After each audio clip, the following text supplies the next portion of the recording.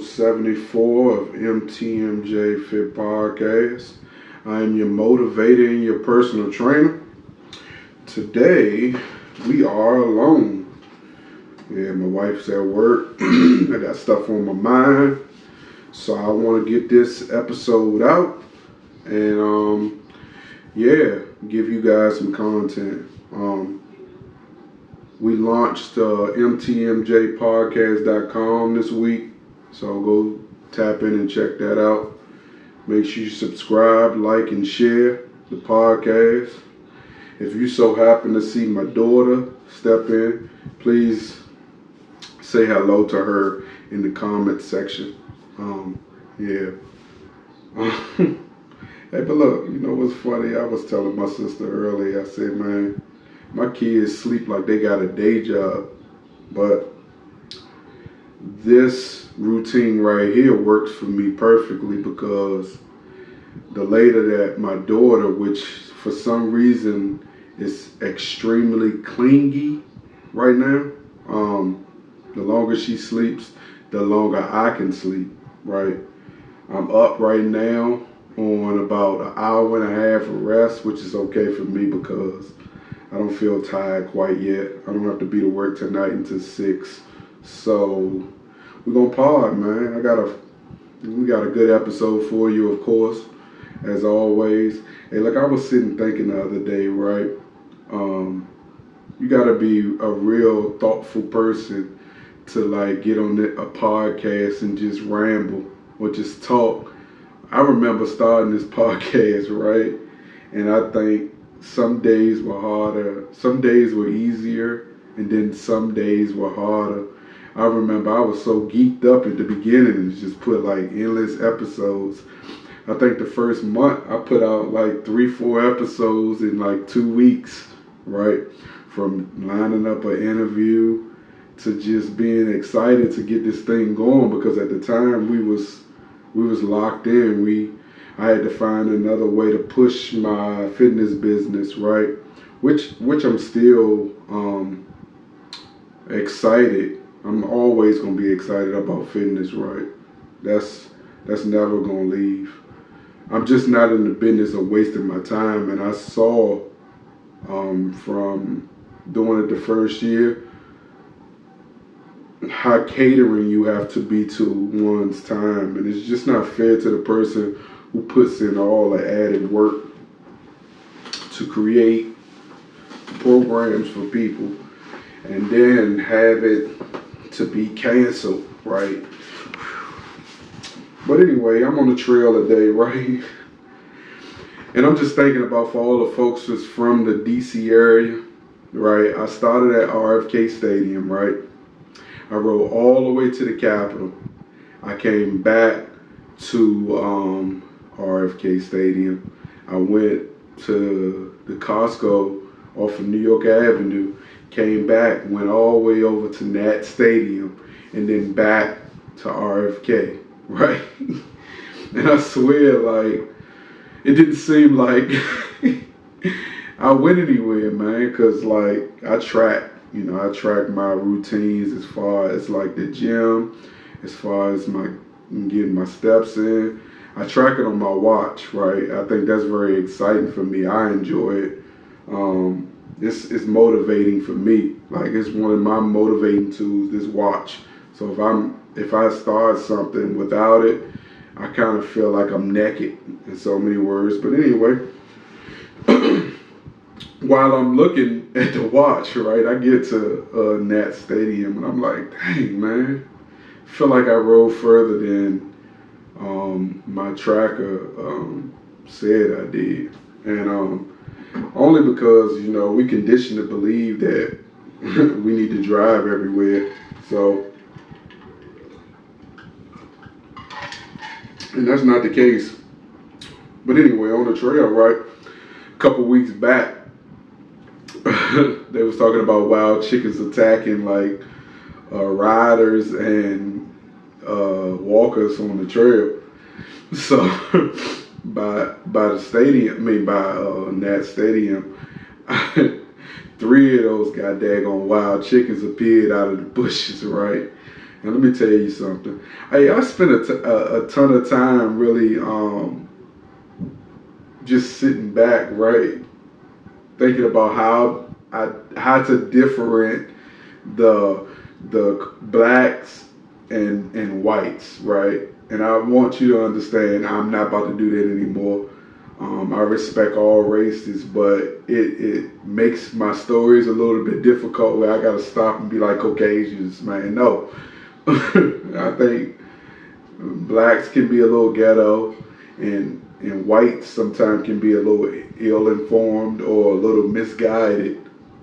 I also think, as you're going to see in this episode, blacks can be a little bit misguided as well. And you're also going to learn from this episode that sometimes whites show their struggles more so than blacks when it comes to like relationships. But here's the thing for me, right? I don't consider myself a complainer, right? But one of the things I hate, I think like the biggest thing is I hate sitting around just listening to someone complain, right? I think we blessed in this world, right? We've overcame 2 years of the pandemic. We've overcame, for some of us, COVID. We've overcame, for some of us, job loss. We've overcame, for some of us, like COVID weight. We've overcame, for some of us, just having a roof over our head, clothes on our back, food on our table, right? So like complaining for me, right? I talked about it a couple podcasts back, a couple episodes back, about just like learning to like limit my complaining, right? And just leave it to God and my prayers, man. But I can't sit around and just watch somebody complain, but you still allow yourself to fester into the situation, right? Like if you got a problem with your current employment, move on.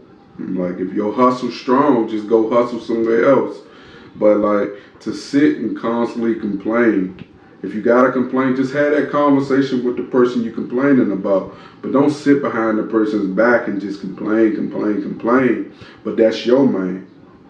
So I'm like sitting at work yesterday and I'm just listening to this person complain. And I ended his complaining session was like, man, that's your man. Like you know this person on a personal level. So I said, man, did you text him and have that conversation with him? Like, man, what's the point? No, there is a point. Because like if you have that conversation, you don't have to worry about it, right? You could either decide that you want to be done with it. I mean, literally, for 8 hours in a row, this person complained. Every time I saw him complaining, is he complaining about doing his job? He's complaining about payment. He's complaining about this, complaining about that. And I'm thinking to myself, like, dude, if you're doing so well, you've got all these credentials, you licensed to do this, licensed to do that. You're getting money from multiple avenues. Like, just stay away. Like, this situation is gonna be okay, right? So then, like, I go on my little lunch break, right? I get a call, right? They like security to the bar, right? I get over to the bar, shorty tripping out, right? I'm talking about lunch. And this is me, right? I pride myself, about being patient. The reason I become patient is because, like, I got kids, man. And kids teach you this thing called patience, right? Because they test your patience every day. They test your patience on a regular basis. You want to love your kids, but they are patient testers. So, manager, he's here, right? This is me. Like, normally when I'm getting in a conflict with someone that I'm about to put out, I want to make sure it's as quiet as possible, and I do not want to make a scene. The reason I don't want to make a scene, because sometimes the scene makes it difficult for me to do my job. So I try to internally keep things as quiet as possible. So I'm speaking to this person in the most calming voice as possible. I am sweating, right? At first say I'm sweating because I had to run to this situation because I assumed the way they called me, someone was fighting, right? Before I got to the situation, this person really wasn't loud. So once I got there, right, she like, I didn't even stop at her. I went straight to the person that called for the complaint. I'm like, man, what's going on? He's like, man, the person brought an outside drink inside the establishment, and I asked them to, they needed to give it to me so I can toss it in the trash because they couldn't have it in here because it could risk our liquor license. I'm like, okay. So I look over. I said, oh crap, it's already gonna be a problem. I'm already literally blocking out the manager, and I'm focusing on just eliminating the situation and dealing with the situation, right? So I get to the lady. She is not looking at me. She is looking at him. The reason she's looking at him, because he is here, right? I already could tell that she is suffering from some sort of like mental situation, and her being drunk is making it even worse. So I'm like, man, I'm gonna just tell you this, right? I don't want to have to call the police. What I would like for you to do is just calmly be quiet and can you please leave, right? At this point, she has a gentleman with her that I recognize. So I turn my attention from her to him. I'm like, man, can you please handle your lady, man, and get her out of here? I said, I respect you, man. We cool. I've seen you multiple times. He's like, yeah, respect that me up. I said, can you please leave with her, right? He's like, okay. So he's trying to get her. She is belligerent. She's not listening. At this point, she is paying attention to all her surrounding as well as the manager because everybody's loud, everyone's this and that, and everyone's coming at her at once. So I step closer to her. You know, I'm not worrying about COVID. I'm not thinking about COVID because I'm blessed and I'm protected. So I get close to her, and I'm at this point, like, I don't lower my octave a little bit low, and I'm looking her in her eye. I'm like, can you please lower your tone? I'm talking to you in a calm voice, and can you leave? A couple more times of that, I say, then, man, call the cops. Forget it. I say, what they're going to do is they're not going to arrest her. They're going to take her to CPAP, right? I knew this was going to happen. We wait about 15 minutes. I knew the police wasn't going to show up, so I said, I'm just going to wait it out. We sit there for a minute. While she is talking, I'm ignoring her, but I'm staring at her. But see, here's the problem with idiots, right? People around her are antagonizing her, right? You're giving her the attention she wants, so she is reacting to that attention. Me, I'm just standing there staring at her and just patiently waiting. So he steps off. She finally goes towards the steps and she proceeds to leave, right? I walk up to her.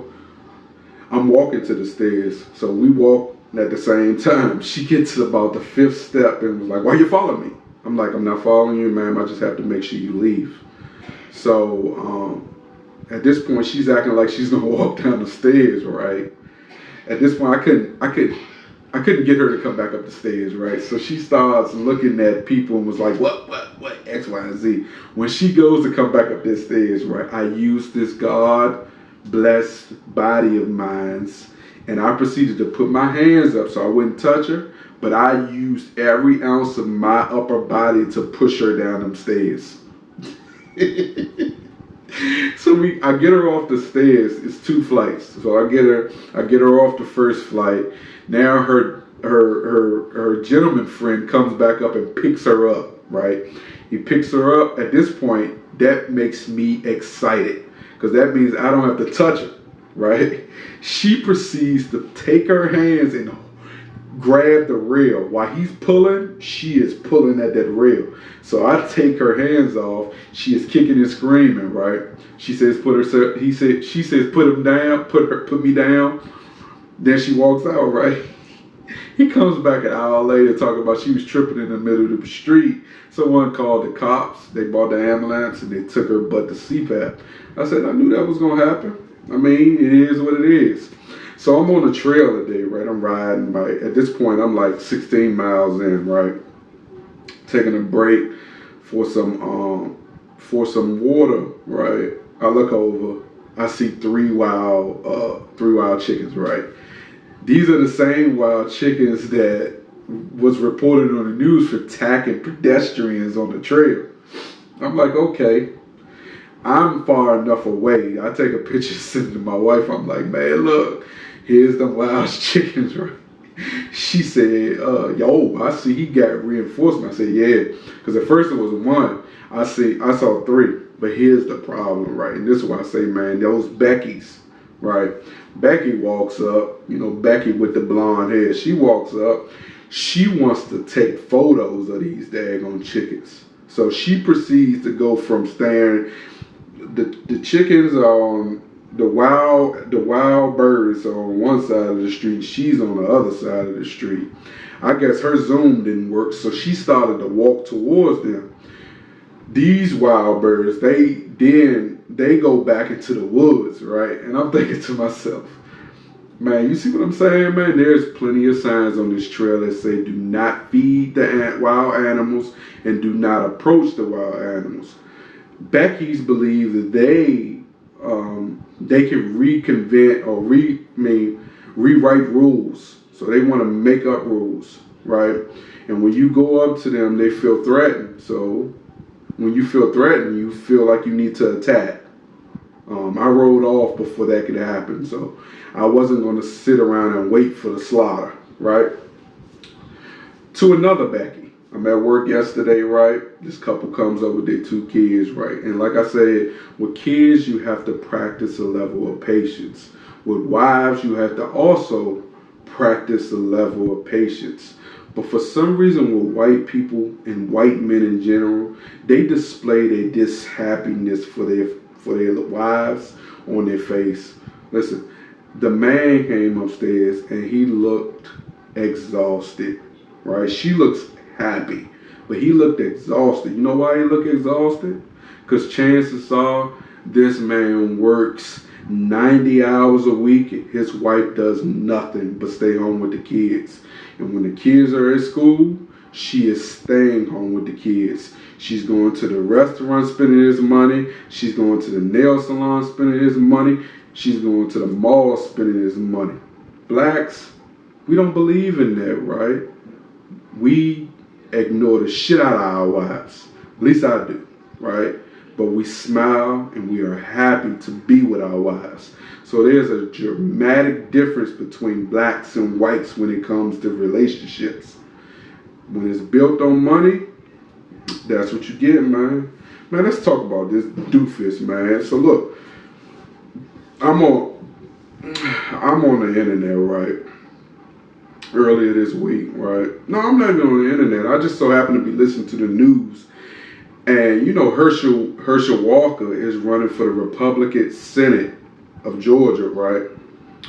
So let me tell you about Herschel Walker for the people who don't know about Herschel Walker, right? Give me a minute, y'all. I want you to know, because Herschel Walker, the Herschel Walker I know, right? Let's get this for you. Hold on. So Herschel Walker played in the NFL from 1986 to 1997, right? And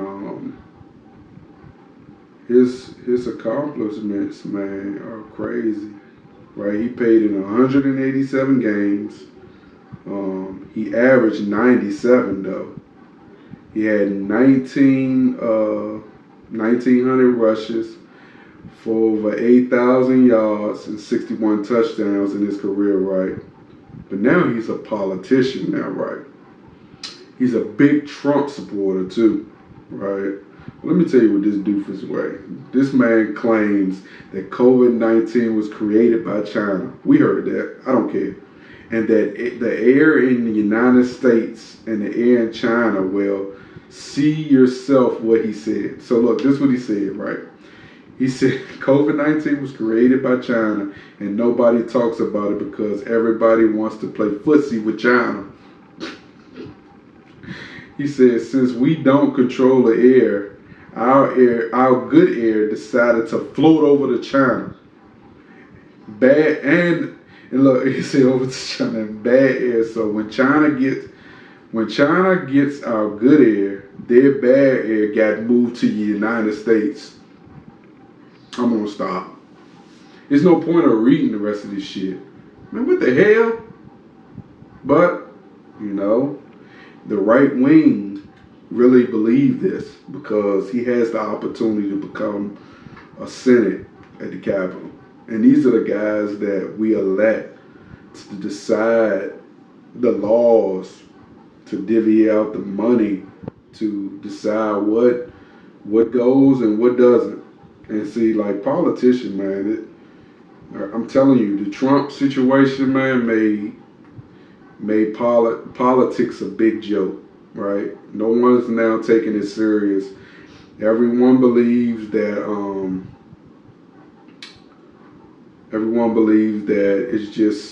it's a movie. I mean, I don't know no other way to say it, right? It's a movie. All right, but we're not even gonna talk about that long. I just thought it was crazy.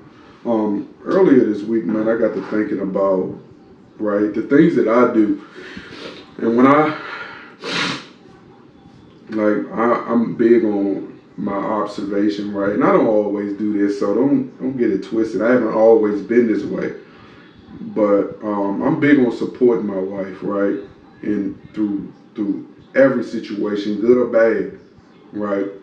I don't think long when it comes to supporting her, whether it's me like washing clothes, cleaning the bathroom, just doing the house stuff. I mean, early on, I used to be, right? I used to be fussing about money, right?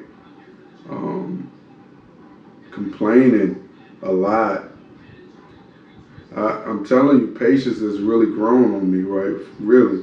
Like, but I would tell, and this is not no motivation, and this should be just common sense.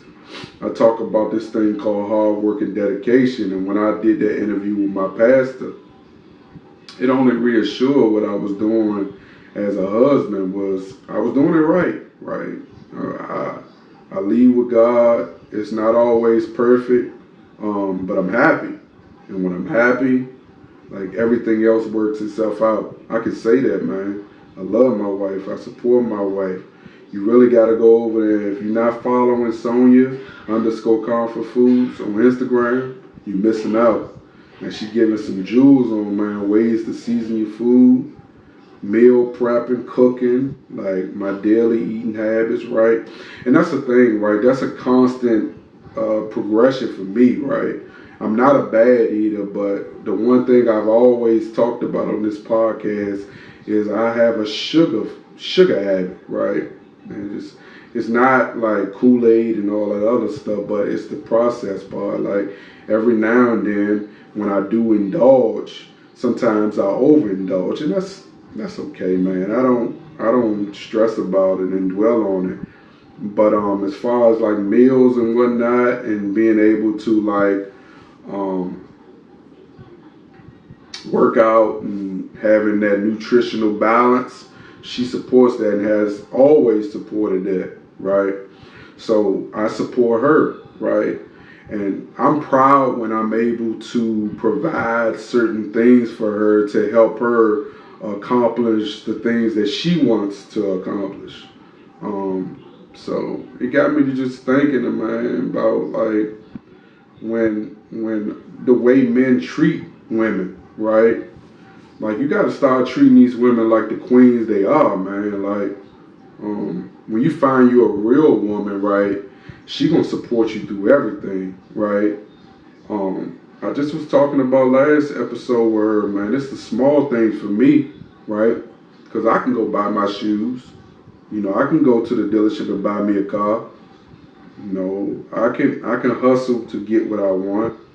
But it's the things that you don't expect, right? And I was talking about those peanuts. And then that's vice versa. I'm on a trail today, right? I know how much my wife loves to soak her them bird feathers. Man, you pick one of those up for her, you'll understand how far that go for her, right? And in our relationship, it's the small things that has allowed us to progress so far. And I can say that now. She's gonna see it. She's gonna hear it. You know, that's why I love her, man. She get on my nerves sometimes, and that's serious. You know, I ignore the shit out of her sometimes, and that's all the time, right? Especially when like it just don't make sense, right? But I appreciate her, and the reason I appreciate her because she allows me to do these little things like podcasts, like be a businessman, like, you know. But I'm also making sure, without complaining, when she says like you need to be able to balance us more, right? That's why, like, I'm not, in so many words, chasing the check, but I'm creating an opportunity that provides me the time to be around, to be more available, right? Because you see in a lot of relationships that folks value materialistic things more than they value each other, right? And in my job that I work at, man, you see all types of women, and I judge them accordingly. But you don't see a lot of happiness. You see a lot of materialistic, and then the ones that you see looking, that's smiling at each other, constantly laughing. Those are the ones that's gonna have the longevity, the ones that's gonna have the most success. Yeah, me and my wife have had periods in our relationship where things just wasn't working out. But I'm gonna tell you, we've had a lot of situations, man, where like we could have folded, right? But we've always found a way to navigate and be better for it, right? Like that's why, like, I'm an observer, right? And I'm constantly trying to pass off knowledge to help somebody else. That's why the podcast is so important to me, man. And yeah, I got something else too. Oh man, guess who beefing? Rick Ross ain't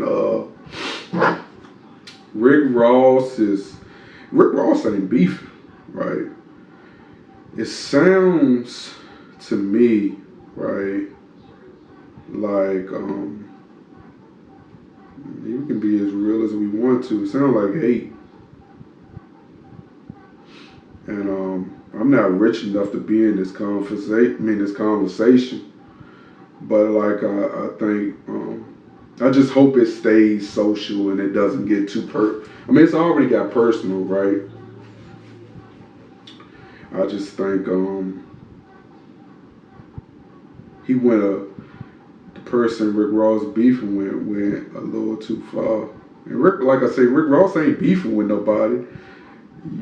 For you to have a problem with Rick Ross, you beefing with him. So the person that's beefing with Rick Ross, let me find that joint.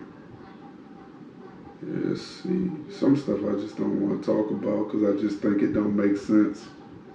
But in this age where like rappers are being uber attacked by not politicians, but being uber attacked by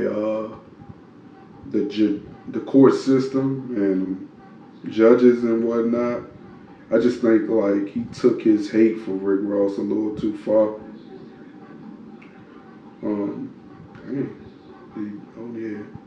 So Gillie,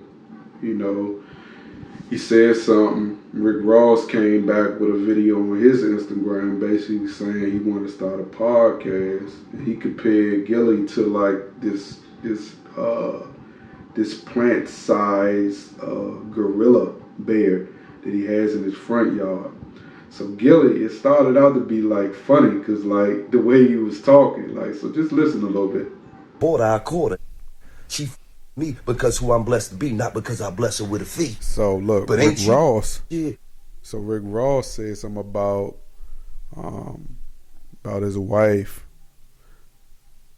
This is what he Stop said. talking about money, man, because money don't unlame a lame.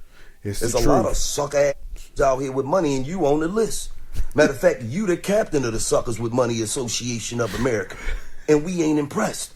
So mind your business, because that's your problem. You're always minding business. You was minding Birdman business some years back when you was running around talking about, give Khaled the money you owe him. Well, you give Meek the money you owe him, because you got him in a 1914 slave deal, a Harriet Tubman joint that he signed when he was 19, and now he's 35. I thought you said a boss is one that guarantee we gon' eat. Why you ain't renegotiating with a real? Thank God he's white boys. He be broke, busted, and disgusted. You, he's a hell of a businessman though. Salute to you, Meek. But stop talking about money, man, and stop pushing that Bel Air on. because they don't drink that no more. I got the ice electric blue bottle, and I got the lime green bottle that float in the air like Aladdin's carpet. We don't want it, man. Drink that shit. And slow up on them goddamn lemon peppers, because you're about a 6-piece away from a heart attack. Leave me the... I'm telling you, this ain't what you want like Lil Durk first single. You better leave me alone. And but here's the problem, I'm not yo. no hater. I it's salute coming. you. Your crib is immaculate. You contradicted yourself. One of one. Unbelievable. But the whole Atlanta know you live dead smack in the hood. Right off Old National. 2 blocks away from the blackest Walmart in the state. You ain't had a good night's sleep since you moved in that mother. Got them niggas in Atlanta breaking houses. You worrying about them jumping your wall every night. And I get that raggedy cow to Labor Day before they hop the wall and steal that mother. Be riding all down Old National. Beef ribs for the hood. What's wrong with you, man? All right, here comes the hate. I'm not want to play with Ross. You hear me? Your CEO / drug dealer kingpin. Remember, we was on the same record label together. No, Teflon. no. Remember that? No. When you used to go to work, you tell, lock it in. Then you come home, you change your uniform, you put your hat on backwards, and then you go in the studio and be a drug dealer kingpin rapper? Huh. Now look, I wanna believe, right? Oh man, currently I almost caught a cramp in my hamstring, y'all. We all know when you catch them joints in your sleep, you gotta jump up.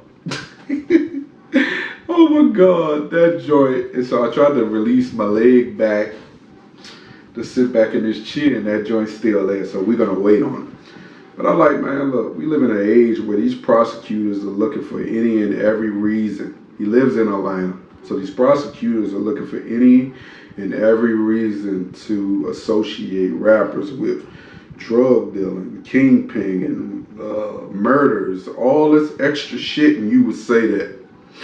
Whether you're joking or not, could have left it alone. But that's the type of hate that separates us black people and why we can't get to the billions, right? It's like yeah, he said, Meek is associating itself with whites because they care more about changing the generational gap in their families. And they're helping Meek to do the same thing. But trying to do business with blacks is like doing business with slaves. You always find enough hate to attack another black person, right? Yeah, you don't talk about people's wives, and a lot of that hate could have came from him saying what he said about Gillie's wife. But I just think, man, like, don't get so personal where you forget the goal, right? They sit on there. Your co-host, he's the biggest motivator in the world. Stop your boy. Just stop him now, man. Because you've been in prison, right? You preach, y'all need to stop this and need to stop that. You can't preach that 1 minute and then next minute be on that, man, yeah, you're kingpin by night, CEO by day. Like, don't put that energy out there, dog. Because now he's going to have to go back and refute that, and he don't need to be having no FBI agents coming to his door, raiding his house, trying to find something, man. Rick Ross doing too much good, man, for himself, for his kids, for his family, generational wealth, all that good stuff, man.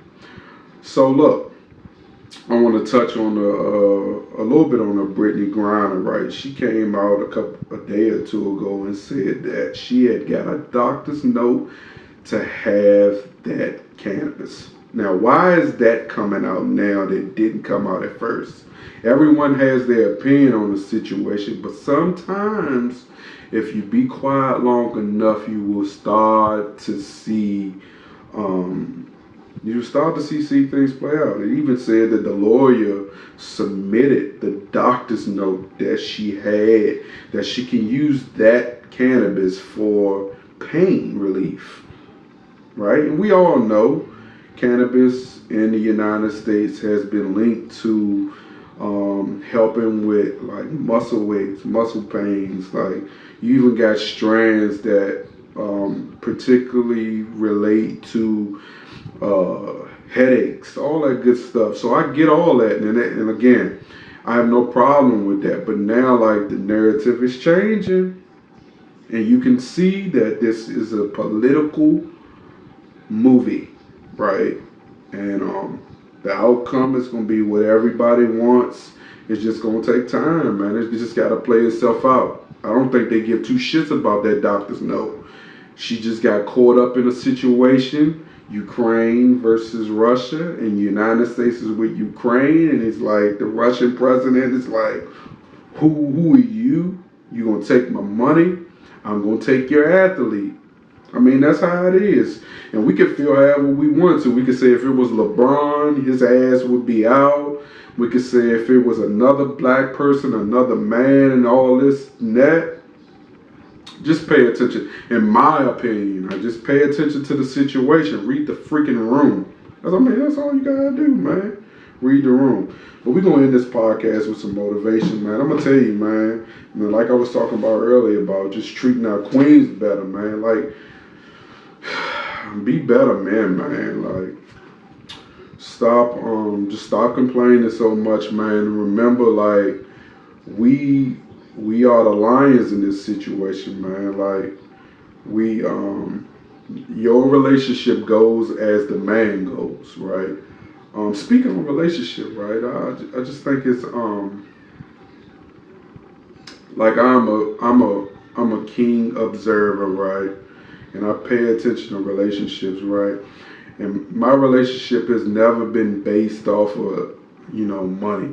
It's just been based off of like spending as much time as I possibly can with my family and enjoying those memories that we make while spending that time, right? But then when you observe other situations and how other people's relationship play out, I am so thankful I have the wife that I have, and we have the relationship that we have, and we have the bond that we have. Because back to that white couple and how unhappy the husband looked, and then other relationships I see and how stressed out other people look, and it's like it's not a balance. It's like one person is pulling more away. I think growing up in this relationship thing, right? Because I got in the relationship uber early, right? It started at 17 and has been going strong with bumps in the road for almost 2 decades. But we laugh hella a lot. I'm talking about we talk shit, we joan, we cry, we argue, we fuss. I mean, but one of the biggest things now is I'm not controlling, right? I don't want to control her. I give my opinion. I tell her when to mind her goddamn business. But for the most part,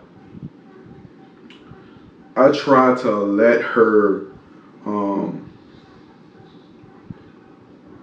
live her life, because and support her while doing it. And I said this already, but I don't want her to be a homemaker, because I saw how devastating being a homemaker could be if God so happens to call me home. Like, no one's ever prepared for their significant other to pass away or get sick. But the best way to be prepared for if we equally play a role in this thing we call life, right? Where like you should have time to be able to enjoy your friends. I should have time to be able to enjoy my friends. We should come together to make major decisions. We should talk a lot. We should laugh a lot. We should communicate a lot. We should have tons of sex.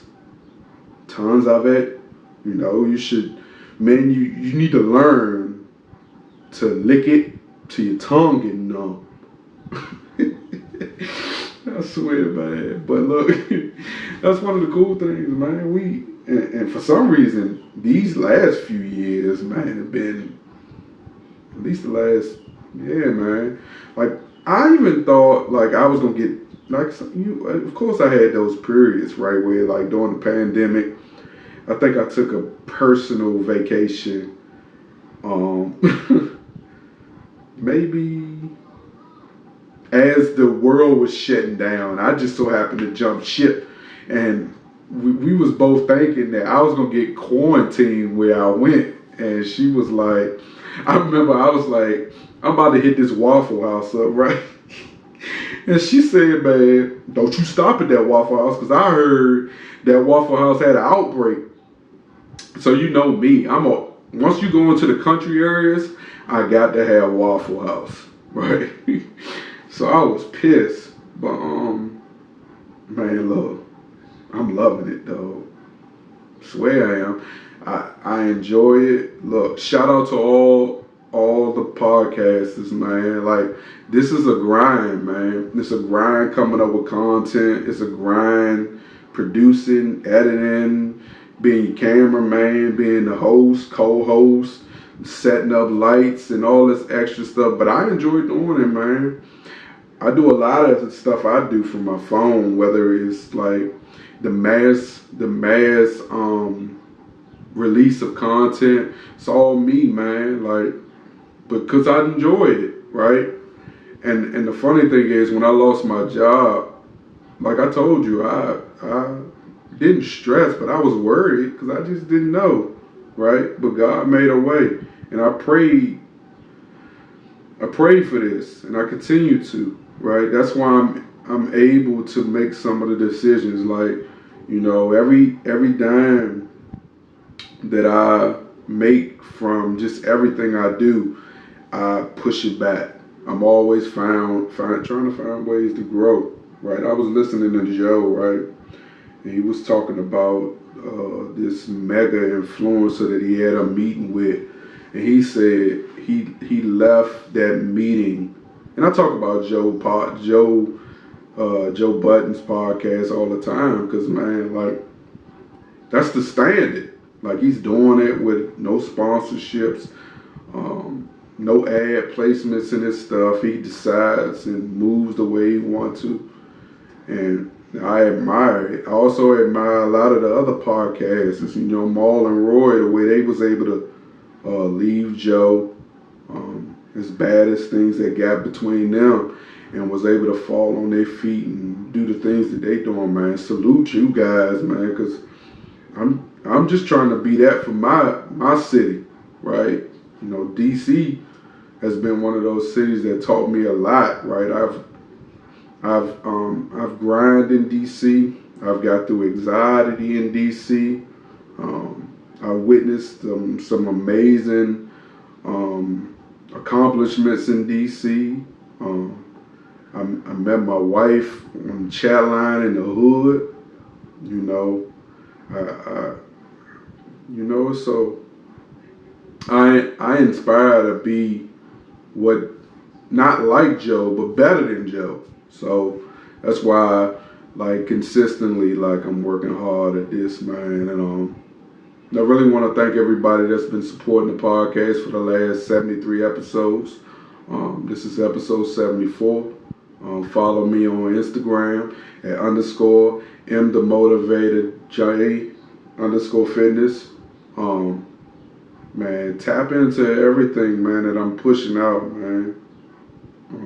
That creative juice in my mind is always growing, man. And yeah, thank you for listening. I'm your motivator and your personal trainer. Again, you've been listening to episode 74 of MTMJ Fit Podcast.